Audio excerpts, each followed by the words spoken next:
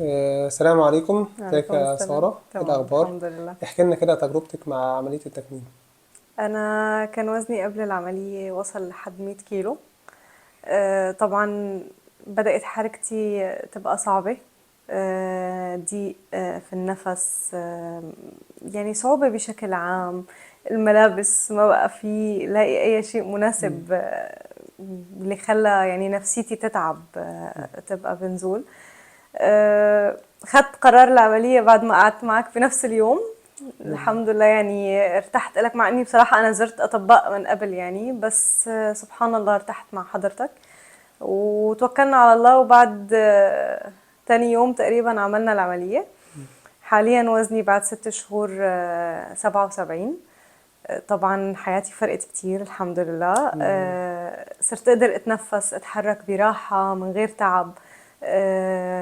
في نشاط اكتر.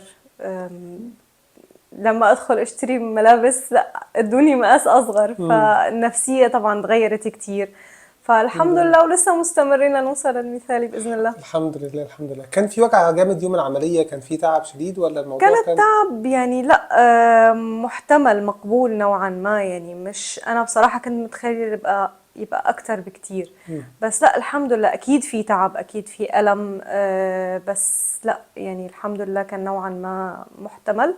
تمام. حتى تعب بعد العملية طبيعي، لا يخلو الأمر من التعب من الإقياء بشكل عام، ولكن الحمد لله كان خفيف يعني اللي يعني هو قدرتي محتمل. ترجعي لحياتك الطبيعية امتى؟ أو بدأتي تنزلي وتتعاملي امتى تقريبا بعد العملية؟